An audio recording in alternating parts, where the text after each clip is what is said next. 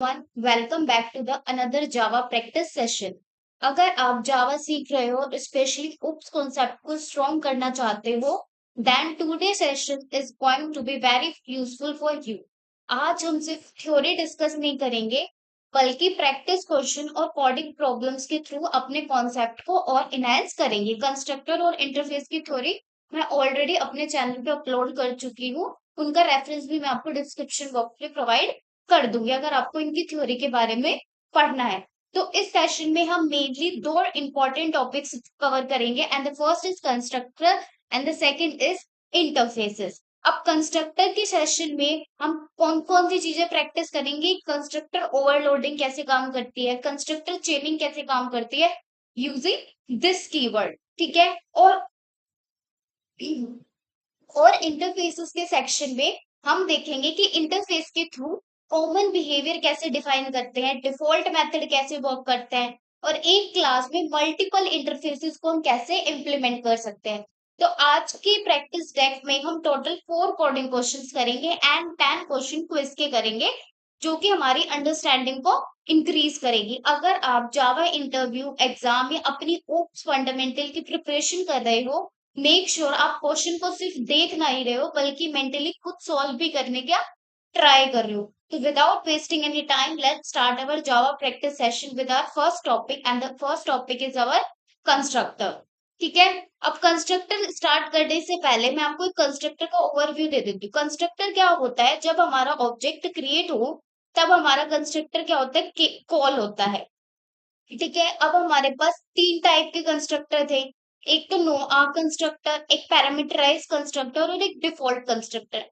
Default constructor वो constructor होता है जब हमारा ऑब्जेक्ट क्रिएट हो तो जावा कंपाइलर हमारे लिए खुद वो कंस्ट्रक्टर का कर दे, बना के रखे, अगर हम एक्सप्लिसिटली कोई कंस्ट्रक्टर अपनी क्लास के अंदर नहीं बना रहे हैं। नो आर कंस्ट्रक्टर का मतलब क्या होता है, हम पैरामीटर पास नहीं करते, बट जो प्रॉपर्टीज होती है उनकी वैल्यू को हम क्या कर देते हैं, इनिशियलाइज कर देते हैं उस कंस्ट्रक्टर के अंदर। Then the third one is parameterize constructor, जिसमें हम कंस्ट्रक्टर के अंदर क्या देते हैं, पैरामीटर्स प्रोवाइड करते हैं। तो इस तरीके से हमारे कंस्ट्रक्टर क्या होते हैं, कंस्ट्रक्टर की ये थ्योरी होती है। ठीक है। अब हम अपनी जावा प्रैक्टिस स्टार्ट करते हैं। इस फर्स्ट कोडिंग क्वेश्चन में हम कंस्ट्रक्टर ओवरलोडिंग को सीखेंगे। ठीक है। तो ये कहाँ से हमको कंस्ट्रक्टर ओवरलोडिंग करना है, कॉन्सेप्ट को सीखना है। अब क्वेश्चन का नेम है बैंक अकाउंट। हम हमें एक बैंक अकाउंट क्लास को क्रिएट करनी है, जिसमें हमारे पास 3 फील्ड होंगी। सबसे पहले हमारे पास अकाउंट होल्डर होगा, सेकंड होगा हमारे पास बैलेंस, एंड थर्ड होगा हमारा अकाउंट टाइप। अब कौन कौन से डेटा टाइप होंगे वो भी मैंने यहाँ पे डिफाइन कर रखे हैं, account holder, account type and balance. और हमें 3 टोटल इसके लिए कंस्ट्रक्टर भी क्रिएट करने पड़ेंगे। ठीक है। पहले क्वेश्चन को समझो कि ये क्वेश्चन कह क्या रहा है। ठीक है। सबसे पहले no arg constructor calculate create होएगा। ठीक है। उसके बाद इस कंस्ट्रक्टर में अकाउंट टाइप की को सेविंग्स और बैलेंस को 0.0 क्या करना है, सेट करना है। अकाउंट टाइप को सेविंग्स और बैलेंस को 0.0 सेट करना है। अभी 0.0 क्यों बोला है, क्योंकि मैं यहाँ पे कौन से तरीके का डेटा टाइप यूज कर रही हूँ, डबल टाइप का डेटा टाइप यूज कर रही हूँ, तो मेरा बैलेंस भी 0.0 में आएगा। और अकाउंट टाइप मेरी क्या आएगी, सेविंग्स आएगी। आप कुछ भी रख सकते हो अकाउंट टाइप, बट मैं यहाँ पे क्या लेके चल रही हूँ, सेविंग्स लेके चल रही हूँ। एंड द सेकंड कंस्ट्रक्टर में हम क्या लेंगे, 2 पैरामीटर लेंगे। ठीक है। अब यहाँ पे 2 parameter account holder and balance, और उसको सेट कर दो। अकाउंट टाइप को तो सेविंग्स कर दो बाय डिफॉल्ट ही। ठीक है। अब इस केस में जो अकाउंट टाइप है वो ऑटोमेटिकली सेविंग होगा, और हम एक और थर्ड कंस्ट्रक्टर बनाएंगे, जिसमें हम 3 पैरामीटर पास करेंगे, account holder, balance and account type. अब यहाँ पे बताओ, कंस्ट्रक्टर ओवरलोड हो रहा है, कंस्ट्रक्टर ओवरलोड कैसे हो गया, यहाँ पे एक कंस्ट्रक्टर बना जिसका पैरामीटर, तो हमने पैरामीटर लिए, मतलब नो आर्क्स पैरामीटर है, बस हम उनकी वैल्यू को सेट कर रहे हैं। सेकंड हमने बनाया 2 पैरामीटर का कंस्ट्रक्टर, थर्ड हमने बनाया 3 पैरामीटर का कंस्ट्रक्टर। तो हमारा कंस्ट्रक्टर क्या हो रहा है, ओवरलोड हो रहा है, बट उनकी जो पैरामीटर लिस्ट है वो चेंज हो रही है। एंड में हमें क्या करना है, मेन फंक्शन के अंदर एक ऑब्जेक्ट क्रिएट करना है। ठीक है। और उस ऑब्जेक्ट के बाद हर अकाउंट की डिटेल्स को प्रिंट कराना है। ठीक है। यानी सेम क्लास के अंदर मल्टीपल कंस्ट्रक्टर होंगे, बट उनकी पैरामीटर लिस्ट डिफरेंट हो रही है, तो इसी को हम क्या बोलते हैं, कंस्ट्रक्टर ओवरलोडिंग कहते हैं। अब कंस्ट्रक्टर ओवरलोडिंग के हमारे पास एक और कंडीशन होती है जब हम मेथड को ओवरलोड करते हैं कि हमारा जो मेथड नेम होता है वो हमारा सेम होना चाहिए। तो क्लास का नेम जब हम जो क्रिएट करेंगे बैंक अकाउंट, तो मेरे कंस्ट्रक्टर के नेम भी क्या हो जाएगा, बैंक अकाउंट ही मेरा कंस्ट्रक्टर का नेम क्रिएट होगा जो भी हम तीनों कंस्ट्रक्टर क्रिएट करेंगे। सबसे पहले मेरा नो आर्क कंस्ट्रक्टर रहेगा जिसमें मैं सिर्फ अपनी वैल्यू को इनिशियलाइज करूँ। सेकंड में मेरे पास 2 पैरामीटर कंस्ट्रक्टर आएंगे।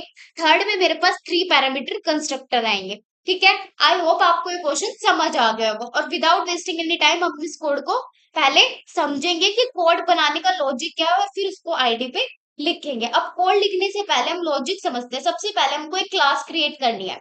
क्लास क्रिएट करनी है बैंक अकाउंट नेम की। अब इसमें 3 इंस्टेंस वेरिएबल आएंगे। फर्स्ट क्या आएगा, अकाउंट होल्डर। सेकंड आएगा मेरे पास बैलेंस। एंड थर्ड आएगा मेरे पास अकाउंट टाइप। अकाउंट होल्डर का जो मेरे पास डेटा टाइप होगा वो स्ट्रिंग होगा, इसका मेरे पास डबल होगा और इसका भी मेरे पास क्या होगा, स्ट्रिंग होगा। ठीक है, अब हमें क्या करने, 3 इंस्टेंस क्रिएट करने। अब इनके बाद मुझे क्या करने, 3 कंस्ट्रक्टर क्रिएट करने हैं। 3 कंस्ट्रक्टर क्रिएट करने के बाद फिर हमें क्या करना है, इनके पैरामीटर्स को फिल करना है उन कंस्ट्रक्टर के अंदर। बट यहाँ पे एक इंपॉर्टेंट पॉइंट याद रखता है, अगर कंस्ट्रक्टर पैरामीटर और इंस्टेंस वेरिएबल के नेम सेम है, जैसे अकाउंट होल्डर है यहाँ पे स्ट्रिंग होल्डर, और हमारा फील्ड नेम भी, अगर मैं जैसे कंस्ट्रक्टर के अंदर मैं फील्ड नेम अकाउंट होल्डर पास कर रही हूँ, तो ये दोनों नेम हमारे क्या हो गए, सेम हो गए। मतलब कंस्ट्रक्टर का पैरामीटर और जो क्लास के अंदर जो हमारा इंस्टेंस वेरिएबल है इनके पैरामीटर क्या हो गए, सेम हो गए। तो इसके लिए हम कौन सी कीवर्ड का यूज करते हैं, दिस कीवर्ड का यूज करते हैं, ताकि हम इनको बीच में डिफरेंशिएट कर सके। ये मेरे क्लास का इंस्टेंस वेरिएबल है और ये मेरे क्लास का कंस्ट्रक्टर का पैरामीटर है। तो यहाँ पे मैंने ये हिंट भी दिया हुआ है, this dot field and field to avoid naming clash between parameter and instance variable. Parameter मतलब यहाँ पे कंस्ट्रक्टर पैरामीटर की बात हो रही है, और इंस्टेंस वेरिएबल मतलब जो हम क्लास के अंदर इंस्टेंस वेरिएबल क्रिएट करते हैं उसकी बात हो रही है। ठीक है, तो इसी कंफ्यूजन को अवॉइड करने के लिए हम दिस कीवर्ड का यूज करते हैं। यानी यहाँ पे this dot field current object की फील्ड है और राइट वाला जो साइड में है फील्ड, ये क्या है, हमारा कंस्ट्रक्टर का पैरामीटर है। तो अगर मैं यहाँ पे क्रिएट करूँ this dot account holder is equals to account holder, तो ये वाली जो चीज आएगी ये वाली होगी हमारे ऑब्जेक्ट का फील्ड होगा और ये वाली होगा हमारा कंस्ट्रक्टर का पैरामीटर हो गया। ठीक है, आई होप अब आपको ये दो क्वेश्चन समझ आए। अब हम इसको आईडी की हेल्प से क्या करते हैं, कोड करके देखते हैं। अब सिंपली अपनी आईडी ओपन कीजिए, जो भी आप आईडी यूज करते हैं। ठीक है, अब यहाँ पे मैं क्लास क्रिएट करूंगी बैंक अकाउंट नेम से, बैंक अकाउंट। ठीक है, अब मुझे क्या करनी है, 3 इंस्टेंस वेरिएबल क्रिएट करने हैं। सबसे पहले मेरे पास क्या होना चाहिए, स्ट्रिंग अकाउंट होल्डर। ठीक है, अकाउंट होल्डर। एंड सेकंड मेरे पास क्या होना चाहिए, मेरा बैलेंस, डबल बैलेंस में आएगा। And third one is my account type, third is my account type.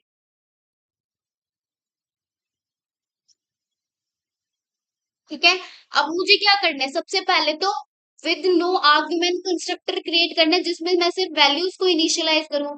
फिर 2 आर्क पैरामीटर कंस्ट्रक्टर क्रिएट करना है, फिर 3 आर्क कंस्ट्रक्टर क्रिएट करना है। तो हम सिंपली क्या करें, यहाँ पे राइट क्लिक करो, यहाँ पे जनरेट करो कंस्ट्रक्टर।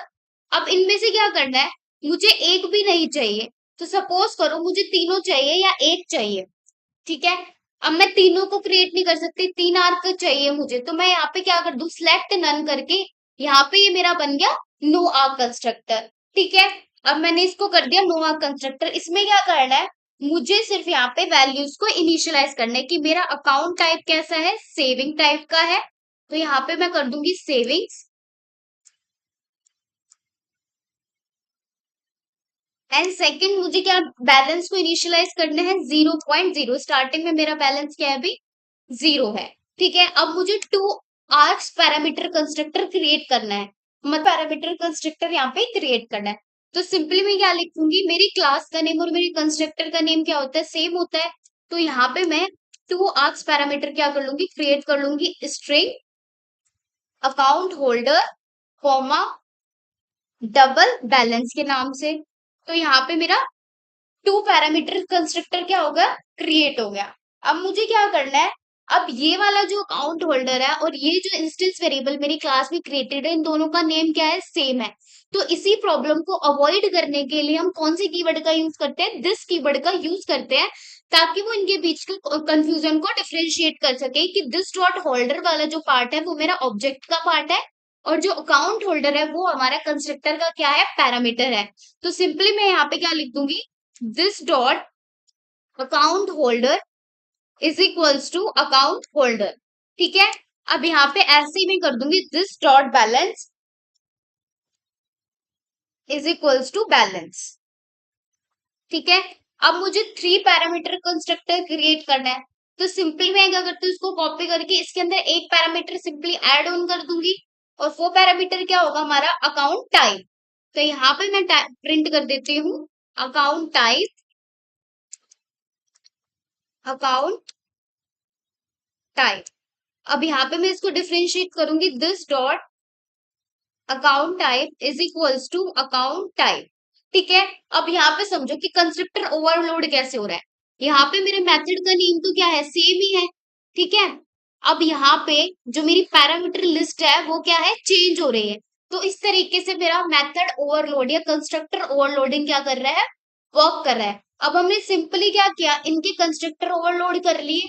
अब मैं क्या करूंगी, एक मेन फंक्शन क्या करूंगी, क्रिएट करूंगी। यहाँ पे एक डिस्प्ले फंक्शन को क्या करो, मेथड को क्रिएट करो, वहां पे से इन सबको कॉल करके इसको प्रिंट करा दो।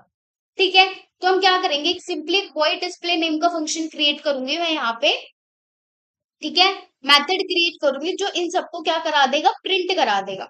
तो यहाँ पे मैं सिंपली क्रिएट करती हूँ वॉइड डिस्प्ले।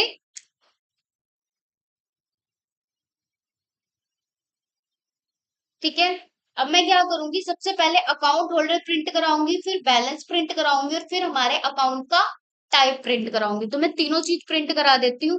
ठीक है, सबसे पहले हमारा अकाउंट होल्डर। ठीक है, यहाँ से मेरा अकाउंट होल्डर आएगा कि हमारा अकाउंट होल्डर कौन है, प्लस अकाउंट होल्डर। ठीक है, नेक्स्ट में प्रिंट करा दूंगी मेरा अकाउंट टाइप।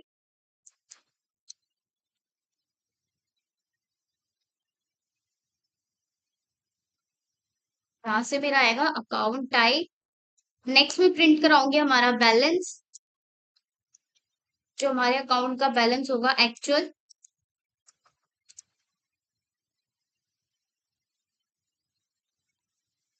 Plus balance. ठीक है, अब यहाँ से इससे मुझे एक्चुअल डेटा मेरा पता चल जाएगा कि मेरे अकाउंट का होल्डर कौन है, मेरे अकाउंट का टाइप क्या है, और मेरा बैलेंस कितना है।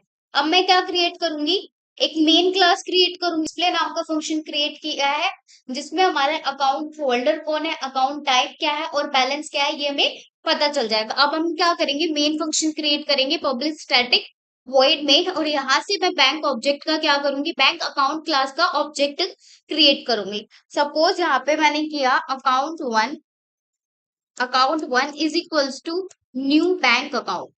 ठीक है, यहाँ से मैंने कंस्ट्रक्टर को क्रिएट किया है। अब यहाँ पे क्या है, नो पैरामीटर आएगा, क्योंकि हमारे पास नो पैरामीटर, हमारे पास 3 टाइप के कंस्ट्रक्टर है। ये क्या शो कर रहा है कि कंस्ट्रक्टर कौन कौन से हैं। तो जब हम एक भी कंस्ट्रक्टर अपनी क्लास के अंदर क्रिएट नहीं करते, तो जावा कंपाइलर हमारे लिए इम्प्लिसिटली कंस्ट्रक्टर बनाता है बाय डिफॉल्ट। ठीक है, बट यहाँ पे हमारे पास 3 तरीके के कंस्ट्रक्टर है, और अगर मैं इसमें डेटा फिल ना भी करूं तो भी मेरे पास कोई एरर नहीं आएगा, क्योंकि हमारे पास नो पैरामीटर नाम का कंस्ट्रक्टर ऑलरेडी हमारी क्लास में क्या है, क्रिएटेड है। तो सिंपली मैंने इसको ऐसे छोड़ दिया तो भी हमारे पास एरर नहीं आएगा। ठीक है, अब हम एक और कंस्ट्रक्टर क्रिएट करेंगे जिसमें हम 2 पैरामीटर्स पास करेंगे। ठीक है, तो सिंपली मैं यहाँ पे एक और कंस्ट्रक्टर क्रिएट करती हूँ, A1 is equals to new bank account.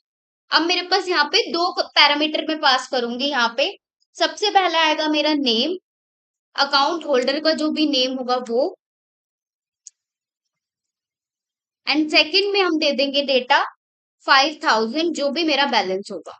ठीक है, ये हो गया मेरा 2 पैरामीटर वाला कंस्ट्रक्टर कॉल। अब मैं क्या करूंगी, सिंपली 3 पैरामीटर वाले कंस्ट्रक्टर को क्या करूंगी, क्रिएट करूंगी। A2 is equals to new bank account. अब यहाँ पे हम ये वाला, जिसमें अकाउंट होल्डर, डबल बैलेंस, और यहाँ पे अकाउंट टाइप हम देंगे। ठीक है, अब हम इसको क्रिएट करेंगे। यहाँ पे हम सिंपली क्या क्रिएट करेंगे, यहाँ पे हम सबसे पहले दे देंगे अकाउंट होल्डर का नेम। तो सपोज करो मैंने यहाँ पे नेम दे दिया राहुल। सेकंड मुझे देना है बैलेंस, तो मैंने यहाँ पे दे दिया 1000, 10,000। एंड सेकंड हमारा जो अकाउंट टाइप है वो क्या है, अभी करंट में दे देती हूँ मैं। ठीक है, करंट। रैंडमली मैंने कुछ भी भर दिया यहाँ पे। अब हम क्या करेंगे, इस वाले मेथड डिस्प्ले मेथड को कॉल करके अकाउंट होल्डर प्रिंट कराएंगे, अकाउंट टाइप प्रिंट कराएंगे और बैलेंस को क्या कराएंगे, प्रिंट कराएंगे। तो सिंपली मैं क्या करूंगी, अकाउंट वन नेम वाले फंक्शन को कॉल करूंगी। अकाउंट जो है जहां से हमारा नो पैरामीटर आर्ग कंस्ट्रक्टर क्या होगा, कॉल होगा। ठीक है, अब मैं A1 को कॉल कराऊंगी, तो यहां से मेरा जो वो कॉल होगा टू पैरामीटर वाला कंस्ट्रक्टर क्या होगा, कॉल होगा। सेकंड मैं A2 को कराऊंगी, यहाँ पे मेरा थ्री पैरामीटर कंस्ट्रक्टर वाला क्या होगा, कॉल होगा। ठीक है, अब हम इसको क्या करते हैं, रन करते हैं सिंपली। ठीक है, अब हम इसको रन करेंगे तो हमारे पास आउटपुट क्या आएगा, ये देखो, अकाउंट होल्डर नल आया, क्योंकि नो पैरामीटर के लिए हमारे पास क्या आया, नल आया। और अकाउंट टाइप क्या है मेरे पास, सेविंग्स आए। बैलेंस क्या है, 0.0। ये आया हमारा नॉन पैरामीटर कंस्ट्रक्टर के लिए डेटा। ठीक है, अब मेरे पास टू पैरामीटर कंस्ट्रक्टर के लिए डेटा क्या है, क्योंकि हमने दो ही पैरामीटर दे रखे थे उसमें, अकाउंट होल्डर एंड बैलेंस, तो उसके लिए तो मेरे पास ये डेटा आ गया। और अकाउंट टाइप नल क्यों आया, क्योंकि जब भी हमारी स्ट्रिंग की जो डिफॉल्ट वैल्यू होती है वो नल होती है। अगर हम कोई भी वैल्यू इनिशियलाइज नहीं करते या कोई भी वैल्यू उसको असाइन नहीं करते कंस्ट्रक्टर क्रिएटिंग के टाइम पे, तो स्ट्रिंग की जो डिफॉल्ट वैल्यू होती है नल, वो ही लेगा। अब थर्ड वाला जो कंस्ट्रक्टर है इसमें मेरी तीनों की तीनों वैल्यू आ गई। तो आई होप आपको ये क्वेश्चन अब समझ आया होगा। नेक्स्ट पे चलते हैं। नेक्स्ट क्वेश्चन हमारा क्या कह रहा है, हमें यहाँ पे कंस्ट्रक्टर चेनिंग करनी है। कंस्ट्रक्टर चेनिंग का मतलब क्या होता है यहाँ पे, मतलब एक कंस्ट्रक्टर के अंदर हम दूसरा कंस्ट्रक्टर को क्या करें, कॉल करें यूजिंग दिस कीवर्ड। ठीक है, यूजिंग दिस कीवर्ड हमें एक कंस्ट्रक्टर के अंदर दूसरा कंस्ट्रक्टर को कॉल करें। तो अब क्वेश्चन समझो, हमें क्लास बनानी है किस नेम से, एम्प्लॉय नेम के। फील्ड क्या क्या होनी चाहिए, नेम, डिपार्टमेंट, सैलरी। अब हमें एक कंस्ट्रक्टर क्रिएट करना है जिसमें हमारे पास पैरामीटर क्या होगा, string name that change to the two parameter constructor. ठीक है, यूजिंग दिस कीवर्ड मुझे कंस्ट्रक्टर क्रिएट करना है सबसे पहले। ठीक है, अब ये क्या करे, उस सेकंड कंस्ट्रक्टर को कॉल करे। सेकंड कंस्ट्रक्टर क्या है कि जिसमें मेरा नेम भी है, जिसमें मेरा डिपार्टमेंट भी है। ठीक है, तो ये थर्ड कंस्ट्रक्टर को कॉल करेगा। तो इस तरीके से हमारे कंस्ट्रक्टर क्रिएट होंगे दोनों। ठीक है, अब हम एक फुल कंस्ट्रक्टर क्रिएट करेंगे जिसमें हमारी सारी फील्ड्स होंगी। और फिर हम मेन फंक्शन के अंदर एम्प्लॉय का ऑब्जेक्ट क्रिएट करके इन तीन कंस्ट्रक्टर को क्या करेंगे, कॉल करेंगे और इनको प्रिंट कराएंगे। ठीक है, अब सिंपली हम इसको क्या करते हैं, अब अपनी आईडी पे रन करके देखते हैं। ठीक है, यहाँ पे मैं क्लास क्रिएट करूंगी एम्प्लॉय नेम की। ठीक है, अब यहाँ पे हम क्लास क्रिएट कर लेते हैं किस नेम से, एम्प्लॉय, एम्प्लॉय। ठीक है, एम्प्लॉय नेम से मैंने यहाँ पे क्लास क्रिएट कर ली। अब मेरे पास फील्ड क्या है, नेम, डिपार्टमेंट। मैं डिपार्टमेंट को शॉर्ट फॉर्म में लिख रही हूँ, DPT. And the third one is salary, तो मेरी डबल में क्या आएगी, सैलरी। ठीक है, ये मेरी तीन फील्ड है। अब मुझे कंस्ट्रक्टर क्रिएट करना है, तो सबसे पहले मैं एक एम्प्लॉयज नाम का कंस्ट्रक्टर क्रिएट करूंगी जिसमें मेरा वन पैरामीटर आएगा, नेम। अब मुझे इसको डिफरेंशिएट करना है, तो दिस कीवर्ड का यूज कर दूंगी मैं, this dot name is equals to name. ठीक है, अब इसी के अंदर मुझे सेकंड कंस्ट्रक्टर को कॉल करना है। फिलहाल हम इसको ऐसे ही रहने देते हैं, पहले हम सारे कंस्ट्रक्टर क्रिएट करेंगे, फिर हम कैसे कंस्ट्रक्टर चेनिंग करते हैं वो देखेंगे। अब हम एक और कंस्ट्रक्टर बनाएंगे जिसमें हम दो पैरामीटर देंगे। ठीक है, अब एम्प्लॉयज, अब इसके अंदर मैं दो पैरामीटर दूंगी, स्ट्रिंग नेम, और सेकंड मेरे पास आएगा डिपार्टमेंट। ठीक है, सेकंड मेरे पास आएगा डिपार्टमेंट।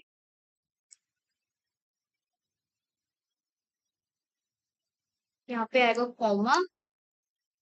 ठीक है, अब इसको डिफरेंशिएट करने के लिए हम यहाँ पे फिलहाल क्या कर देते हैं, दिस कीवर्ड का यूज करेंगे, this dot name is equals to name, this dot department is equals to department. अब हमें 3 आर्क्स पैरामीटर कंस्ट्रक्टर क्रिएट करना है, तो हम यहाँ पे 3 आर्क पैरामीटर कंस्ट्रक्टर को क्या करेंगे, क्रिएट करेंगे। Simply employees string name, string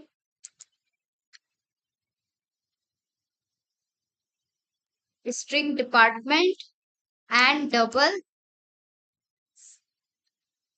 salary.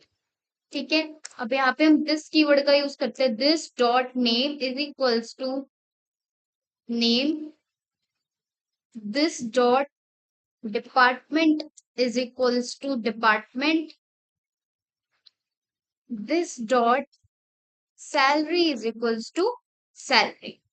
ठीक है, अब हम यहाँ पे सीखते हैं कि हम कंस्ट्रक्टर चेनिंग कैसे कॉल करेंगे। अब मैंने तीनों के तीनों क्या कर ली, कंस्ट्रक्टर को क्रिएट कर लिया है। एम्प्लॉय वाले इस वाले कंस्ट्रक्टर के अंदर मेरी कौन सी कंस्ट्रक्टर कॉल लग रही है, सेकंड कंस्ट्रक्टर कॉल लग रही है। इस कंस्ट्रक्टर के अंदर मेरी कौन सी कंस्ट्रक्टर कॉल लग रही है, थर्ड वाली कंस्ट्रक्टर कॉल लग रही है। अब हम इस कंस्ट्रक्टर कॉल को लिखते कैसे हैं, सिंपली यहाँ पे मेरे को एक नेम चाहिए। ठीक है, अब नेम तो इस वाले के पास भी है, बट इसके साथ साथ डिपार्टमेंट भी है इस कंस्ट्रक्टर में। तो सिंपली मैं क्या करूंगी, दिस कीवर्ड का यूज तो मैं करूंगी ही करूंगी, क्योंकि मुझे कंस्ट्रक्टर चेंजिंग करनी है, तो यहाँ पे दिस कीवर्ड का यूज होगा। ठीक है, अब इसका यूज क्यों होगा, मैं कंस्ट्रक्टर वाली वीडियो में आपको ऑलरेडी समझा चुकी हूँ। ठीक है, अब हम इसको क्या करेंगे, यहाँ पे सिंपली दिस कीवर्ड की जगह यहाँ पे जो मैंने डॉट लगाया है इसको मैं क्या कर दूंगी, ब्रैकेट से क्या कर दूंगी, कॉमा, एंड यहाँ पे हमारा डिपार्टमेंट पास कर दूंगी। डिपार्टमेंट हमारे पास क्या आएगा, मेरा जर्नल डिपार्टमेंट से वहां पे। ठीक है, जर्नल। ठीक है, तो इस तरीके से यहाँ पे मेरा कौन सा कंस्ट्रक्टर कॉल हो रहा है, यहाँ पे कॉल हो रहा है मेरा कंस्ट्रक्टर 2। ठीक है, यहाँ से मेरा कंस्ट्रक्टर यहाँ पे कॉल हो रहा है। ठीक है, अब मुझे क्या करना है, नेम और डिपार्टमेंट वाला डेटा चाहिए। नेम एंड डिपार्टमेंट वाला डेटा चाहिए, तो वो मैं कहाँ से फेच कर सकती हूँ, इस कंस्ट्रक्टर चेनिंग से फेच कर सकती हूँ। साथ के साथ मेरे पास यहाँ पे सैलरी भी आएगी, बट इसके अंदर एक ही नेम, सैलरी और डिपार्टमेंट। तो यहाँ पे मैं डिपार्टमेंट डाल देती हूँ और कॉमा सैलरी। सैलरी सपोज मैंने डाल दी 30,000.0, तो ये मेरी है सैलरी। तो यहाँ पे किसको कॉल कर रहा है, कंस्ट्रक्टर 3 को कॉल कर रहा है। ठीक है, तो इस तरीके से मेरी क्या हुई, कंस्ट्रक्टर चेनिंग हुई। इस वाले कंस्ट्रक्टर ने इस वाले कंस्ट्रक्टर को कॉल किया और इस कंस्ट्रक्टर ने इस वाले कंस्ट्रक्टर को क्या किया, कॉल किया। सबसे पहले समझो, एम्प्लॉय वाले सब कंस्ट्रक्टर ने जिसमें एक पैरामीटर है, उसने 2 पैरामीटर वाले कंस्ट्रक्टर को कॉल किया। जिसमें 2 पैरामीटर कंस्ट्रक्टर है, उसने क्या किया, 3 वाले पैरामीटर कंस्ट्रक्टर को क्या किया, कॉल किया। ठीक है, अब हम क्या करेंगे, वॉइड डिस्प्ले नेम का फंक्शन बनाएंगे, जिसमें हम ये सारा डेटा क्या कराएंगे, प्रिंट कराएंगे कि नेम क्या है, डिपार्टमेंट क्या है और सैलरी क्या है। Simply void display. ठीक है, अब हम इसको क्रिएट करेंगे, void display SO system dot out dot println. तो यहाँ पे मैं नेम प्रिंट करा लूंगी सबसे पहले कि name plus name, second department, second आएगा हमारा डिपार्टमेंट क्या है, एंड थर्ड हमारा आएगा सैलरी। तो हम यहाँ पे प्रिंट करा लेंगे अपनी सैलरी को। ठीक है, अब हम क्या करेंगे, मेन फंक्शन क्रिएट करेंगे और फिर इसका ऑब्जेक्ट क्रिएट करके इसको कॉल करेंगे। ठीक है, तो पब्लिक स्टैटिक वॉइड में सबसे पहले हमारे पास कंस्ट्रक्टर क्रिएट होगा नो आर्क्स पैरामीटर। अब नो आर्क्स पैरामीटर नहीं है यहाँ पे, तो उसके लिए हम क्या करेंगे, पैरामीटर हमें पास करना पड़ेगा, अदरवाइज ये एरर शो कर देगा। कैसे, मैं आपको यहाँ पे दिखाती हूँ, रुको। मैंने यहाँ पे क्या क्रिएट किया है, एम्प्लॉय नाम की यहाँ पे क्लास क्रिएट किया है। अगर मैं यहाँ पे कुछ भी पास नहीं करती पैरामीटर, तो यहाँ पे क्या आएगा, मेरे पास एक एरर आएगा। क्यों, क्योंकि हमारे पास नो आप पैरामीटर कोई कंस्ट्रक्टर है ही नहीं। तो इसलिए मेरे को यहाँ पे डेटा फिल करना ही पड़ेगा, मुझे नेम फिल करना है। ठीक है, तो मैं नेम यहाँ पे क्या दे दूंगी, मुस्कान नाम का नेम दे दूंगी। ठीक है, तो सपोज मैंने ये नेम फिल कर दिया। अब मैं सेकंड कंस्ट्रक्टर बनाऊंगी जिसमें मेरे पास 2 चीजें आएंगी, नेम एंड डिपार्टमेंट। तो मैंने एक और कंस्ट्रक्टर बनाया, E2 नेम से is equals to new employees. ठीक है, जिसमें मैंने क्या पास किया है, नेम राहुल, एंड सेकंड मैंने डिपार्टमेंट पास किया है डिपार्टमेंट है आईटी।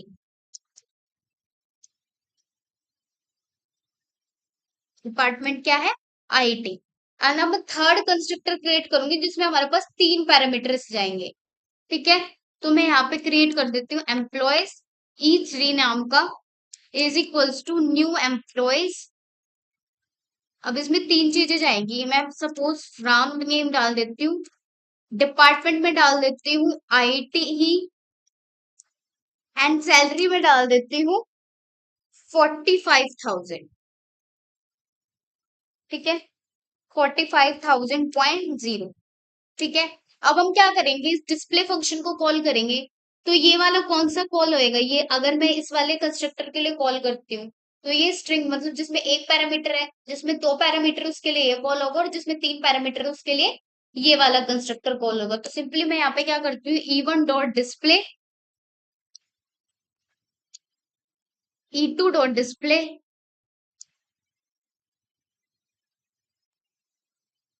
थर्ड वन में क्या करती हूँ E3 डॉट डिस्प्ले।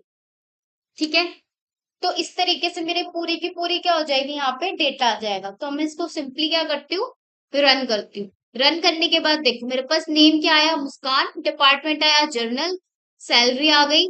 अब सेकंड के लिए मेरे पास क्या आया, नेम राहुल डिपार्टमेंट, एंड यहाँ पे क्या आ गया, डिपार्टमेंट। अब यहाँ पे देखो, जब हमने तीनों कंस्ट्रक्टर को कॉल किया, यहाँ पे दिस डॉट नेम है, यहाँ पे तो मैंने सिर्फ नेम एंड जर्नल पास किया था, बट इसके साथ तो यहाँ पे सैलरी भी मुझे मिल रही है। क्यों मिल रही है, क्योंकि यहाँ पे हिरारकी हो रही है। एम्प्लॉय 1 कंस्ट्रक्टर को किस, कंस्ट्रक्टर 2 को कॉल कर रहा है, कंस्ट्रक्टर 2 कंस्ट्रक्टर 3 को कॉल कर रहा है। अब कंस्ट्रक्टर 3 से जो पैरामीटर्स होंगे वो कंस्ट्रक्टर 2 में आएंगे, और जो कंस्ट्रक्टर 2 के पैरामीटर्स होंगे, जो डेटा होगा वो कंस्ट्रक्टर 1 में जाएगा। तो इस तरीके से मेरे पास यहाँ पे तीनों के लिए यहाँ पे डेटा प्रिंट हो जाएगा। बट मेरे लास्ट वाले के लिए हमारे पास सैलरी क्या हो गई, चेंज होगा, क्योंकि यहाँ पे मैंने ऑब्जेक्ट क्रिएट करते टाइम यहाँ पे सैलरी को 45,000 क्या किया है, पास किया है। ठीक है, आई होप आपको ये क्वेश्चन अब समझ आया होगा। नेक्स्ट पे चलते हैं, अब हम नेक्स्ट क्वेश्चन पे। नेक्स्ट है हमारा इंटरफेसेस का क्वेश्चन है, शेप इंटरफेस। ठीक है, अब define common contract for a geometric shapes and implement it across 2 different classes. हमें कॉमन कॉन्ट्रैक्ट करना है, इंटरफेस मतलब हम एक कॉन्ट्रैक्ट डिफाइन करते हैं हर शेप के रिगार्डिंग, और उसको क्लासेस के थ्रू क्या करते हैं, इम्प्लीमेंट करते हैं। ठीक है, तो यहाँ पे क्या है, हमारे पास एक इंटरफेस क्रिएट करना है विद एब्स्ट्रैक्ट मेथड। हमें 2 चीजें पास करनी है, double area and double parameter. अब हमें क्लास कौन कौन सी बनानी है, क्लास सर्कल बनानी है जो भी इंप्लीमेंट करे शेप क्लास को। उसके अंदर क्या क्या चीज होनी चाहिए, रेडियस होनी चाहिए, इंप्लीमेंट करे बोथ मेथड को यूजिंग mat.py। ठीक है, अब यहाँ पे हम सर्कल का सर्कमफ्रेंस क्रिएट करेंगे πr² जो होता है। फिर हम एक क्लास क्रिएट करेंगे रेक्टेंगल नाम की, जो कि इंप्लीमेंट करे शेप को, और उसकी फील्ड क्या होगी, लेंथ और ब्रेथ, और जो इंप्लीमेंट करे इन बोथ मेथड्स को, एरिया और पैरामीटर।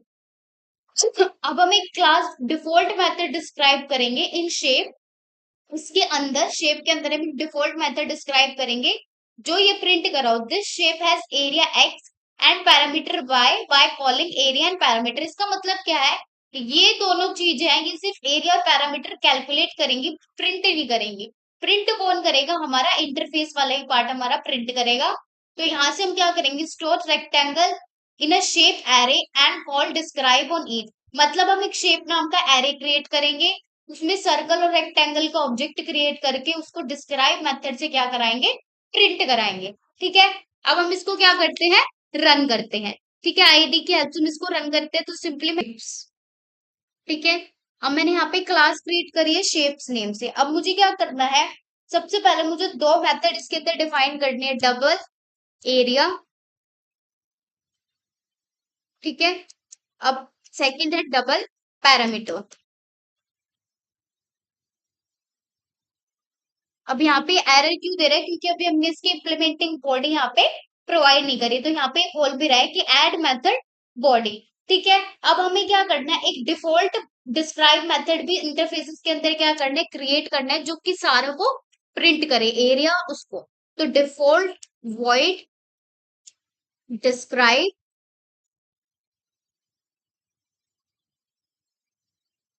ठीक है, अब इसके लिए हम क्या करेंगे, इम्प्लीमेंटिंग बॉडी यहाँ पे प्रिंट कराएंगे। तो सिंपली मैं यहाँ पे प्रिंट क्या कराऊंगी, यहाँ पे मुझे एरिया और पैरामीटर प्रिंट कराने, जो भी मेरी शेप होगी उसके लिए। तो the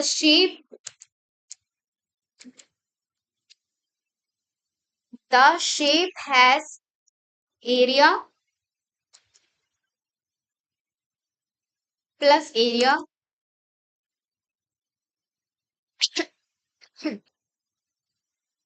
the shape has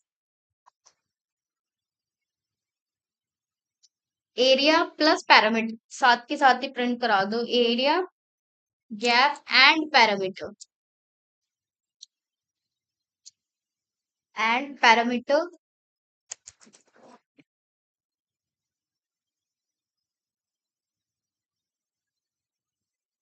plus parameter, यहाँ पे पैरामीटर्स को प्रिंट करा देंगे। तो हम सिंपली यहाँ पे थोड़ा गैप दे देते हैं। ठीक है, अब हम क्या क्लास क्रिएट करेंगे, मैं दो क्लासेस क्रिएट करने, क्लास सर्कल जो इम्प्लीमेंट करे शेप को, एक क्लास रेक्टेंगल। तो यहाँ पे सिंपली मैं एक क्लास क्रिएट कर रही हूँ, क्लास सर्कल नेम की, जो किसको इम्प्लीमेंट करे, मेरे शेप्स को। ठीक है, अब यहाँ पे क्या करना है हमें, इसको यहाँ पे जो ये बॉडी है, इसके लिए हमें इनको ओवरराइड करके इसकी इम्प्लीमेंटिंग बॉडी प्रोवाइड करनी पड़ेगी। बट उससे पहले हमें एक और फील्ड सर्कल के अंदर क्या करनी पड़ेगी, एड ऑन करनी पड़ेगी। अगर हम एरिया कैलकुलेट करें तो उसके लिए हमें रेडियस की नीड पड़ती है। तो यहाँ पे सिंपली मैं क्या करूंगी, रेडियस नेम की फील्ड को ऐड कर दूंगी। ठीक है, अब हम एक कंस्ट्रक्टर भी क्रिएट करेंगे यहाँ पे। तो सिंपली मैं यहाँ पे जनरेट करके यहाँ पे कंस्ट्रक्टर को क्या कर दूंगी, यहाँ पे क्रिएट कर दूंगी। ठीक है, तो यहाँ से कंस्ट्रक्टर क्रिएट होगी, क्योंकि जब ऑब्जेक्ट कॉल होगा तो यहाँ पे हमारे पास डेटा आ जाएगा। ठीक है, अब नेक्स्ट हम क्या करेंगे, इसके जो भी इम्प्लीमेंटिंग होगी, यहाँ पे देखो, change implement shape to extend shape. ठीक है, यहाँ पे एक्सटेंड क्यों, यहाँ पे हम इंटरफेसेस क्रिएट कर रहे हैं।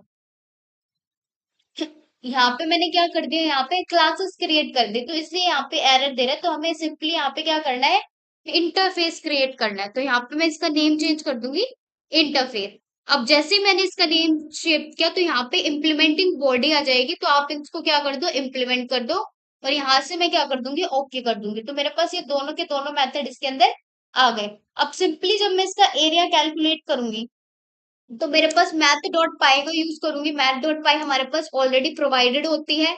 Math dot pi multiply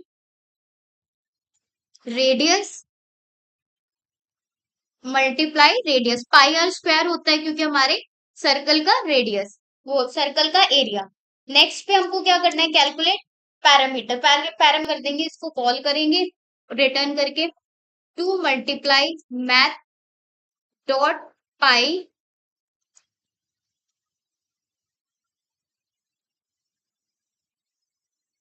two pi r. तो हमारे पास पैरामीटर क्या होता है, 2 पाई आर होता है। तो यहाँ पे सिंपली मैं इसको 2 पाई आर कैलकुलेट कर दूंगी।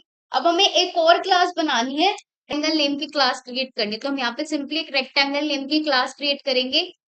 ठीक है, रेक्टेंगल, और जो कि किसको इम्प्लीमेंट कर रही है, हमारे शेप्स को इम्प्लीमेंट कर रही है। तो शेप्स को इम्प्लीमेंट करने के बाद अब हम इसका क्या करेंगे, सबसे पहले मुझे दो चीज फील्ड इसमें प्रोवाइड करनी है, एक लेंथ एंड एक ब्रेथ। तो यहाँ सिंपली मैं यहाँ पे प्रोवाइड करा लूंगी double length and double breadth. ठीक है, अब मुझे क्या करना है, कंस्ट्रक्टर क्रिएट करना है। तो मैं यहाँ पे सिंपली यहाँ पे कंस्ट्रक्टर क्रिएट करूंगी, double length comma double breadth. ठीक है, अब यहाँ पे दिस कीवर्ड्स में इसको डिफरेंशिएट करूंगी, this dot length is equals to length and this dot breadth is equals to breadth. ठीक है, अब मैं इसकी जो भी इम्प्लीमेंटिंग बॉडी होगी उसको यहाँ से इम्प्लीमेंट कर दूंगी, जो इसके इम्प्लीमेंट करने मुझे मेथड, और यहाँ पे मैं क्या कर दूंगी, ओके। अब मुझे एरिया कैलकुलेट करना है। एरिया क्या होता है, लेंथ इनटू ब्रेथ। ठीक है, तो हम यहाँ पे सिंपली क्या कर देंगे, इसको मल्टीप्लाई कर देंगे, लेंथ मल्टीप्लाई ब्रेथ। ठीक है, अब मुझे पैरामीटर करना है। तो पैरामीटर मेरे पास क्या होता है, 2 मल्टीप्लाई लेंथ प्लस ब्रेथ। ठीक है, तो यहाँ से मैं सिंपली क्या कर दूंगी, 2 multiply bracket length plus breadth. ठीक है, अब मैं यहाँ से क्या करूंगी, ये मैंने चीज कर दी। अब मैं यहाँ पे मेन क्लास को क्या करूंगी, क्रिएट करूंगी। तो यहाँ पे हम सिंपली क्या क्रिएट करेंगे, अपनी मेन क्लास को। ठीक है, तो यहाँ पे मैंने मेन क्लास क्रिएट कर ली, पब्लिक स्टैटिक वॉइड मेन। अब मैं ऑब्जेक्ट क्रिएट करूंगी शेप का, बट मुझे शेप किसके फॉर्म में चाहिए, एरे के फॉर्म में चाहिए। तो मैं यहाँ पे सिंपली शेप का एरे क्रिएट करूंगी, शेप्स। ठीक है, शेप्स। तो यहाँ पे मैंने एक एरे क्रिएट किया। अब मैं ऑब्जेक्ट बनाऊंगी क्लास सर्कल का और हमारे रेक्टेंगल का। तो new circle comma new rectangle. ठीक है, अब ये यहाँ पे एरर क्यों दे रहा है, क्योंकि हमने यहाँ पे कंस्ट्रक्टर बनाया हुआ है। तो हम सिंपली यहाँ पे सर्कल के लिए रेडियस दे देंगे 5 एंड रेक्टेंगल के लिए लेंथ दे दूंगी 4 एंड ब्रेथ दे दूंगी यहाँ पे 6। तो इस तरीके से यहाँ पे मेरा क्या हो गया, एरे क्रिएट हो गया। अब एरे को एक्सेस करने के लिए हम फोर ईच लूप का यूज करते हैं। तो मैं यहाँ पे सिंपली फोर ईच लूप का यूज कर लूंगी। तो फोर यहाँ पे हम क्या करेंगे, इसको एक्सेस करेंगे। ठीक है, मेरे इसके नेम क्या है, शेप्स वन में से जो होगा। और यहाँ पे मैं क्या करा दूंगी, इसको शेप डॉट डिस्क्राइब फंक्शन को क्या कर दूंगी, मैं कॉल कर दूंगी, shape one, shapes one dot describe. तो यहाँ से मेरा पूरा का पूरा जो एरिया है रेक्टेंगल का और सर्कल का, वो क्या हो जाएगा, कैलकुलेट हो जाएगा। ठीक है, ठीक है, अब हम इसको रन करते हैं।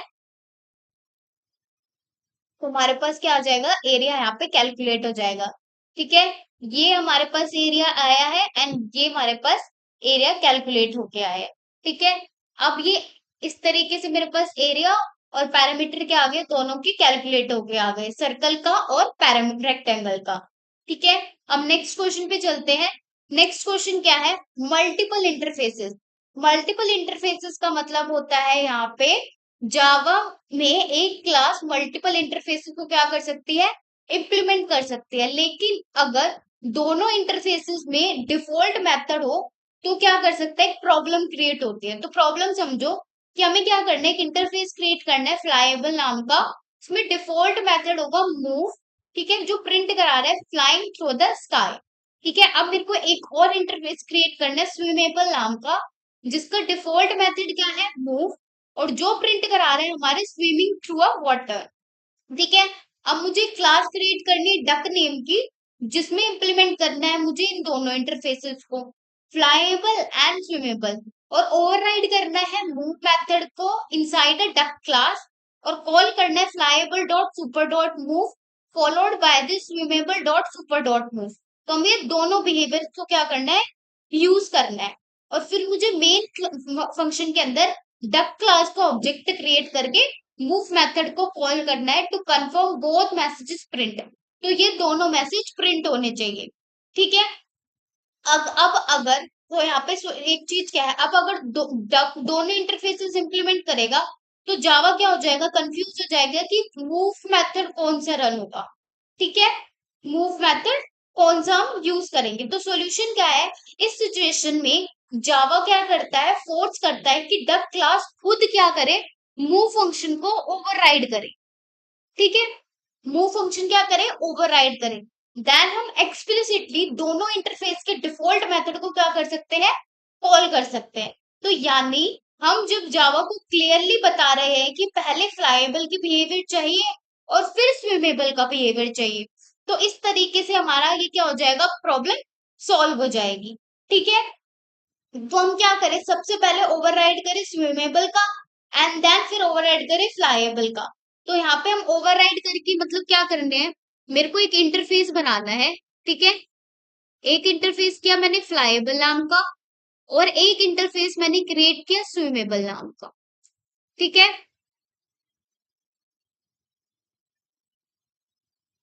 एक स्विमेबल नाम का। अब इन दोनों के अंदर एक मेथड है मूव एंड इसके अंदर भी एक मेथड है मूव, डिफॉल्ट मेथड की मैं बात कर रही हूँ। अब मैंने क्लास क्रिएट की डक नाम की, जो इम्प्लीमेंट कर रहा है इन दोनों इंटरफेसेस को, ठीक है, जो इम्प्लीमेंट कर रहा है इन दोनों इंटरफेसेस को। तो हम सिंपली क्या करूं, मैं ओवरराइड कर दूं किसको, मूव मेथड को मैं ओवरराइड कर दूं, और उसकी इम्प्लीमेंटेशन मैं यहाँ पे क्या कर दूं, चेंज कर दूं। तो मैं यहाँ पे मूव मेथड को क्या कर दूंगी, ओवरराइड कर दूंगी, और यहाँ पे मैं फ्लाइएबल डॉट सुपर डॉट मूव लगा दूं, और यहाँ पे स्विमेबल डॉट सुपर डॉट मूव लगा दूं। तो यहाँ से मेरा जो दोनों इंटरफेसेस का बिहेवियर है वो क्या हो जाएगा, यूज हो जाएगा। फिर मैं मेन फंक्शन क्रिएट करूंगी और डक नेम का ऑब्जेक्ट क्रिएट करके इसको कॉल करूंगी, ठीक है। तो हम सिंपली इसको कैसे कर सकते हैं, मैं इसको आईडी की हेल्प से अपनी आईडी पे समझेंगे कि हमारे क्वेश्चन कैसे रन होगा। तो सिंपली मैंने यहाँ पे इसको कोड पहले से ही लिख रखा है, तो मैं अब आपको इसका एक एक लाइन का मतलब समझाती हूँ। तो सबसे पहले हमने क्या किया है, फ्लाइएबल इंटरफेस क्रिएट किया है, जिसमें मैंने मूव मेथड को क्या किया है, राइट किया है, और यहाँ पे प्रिंट क्या कराया है, फ्लाइंग थ्रू द स्काई।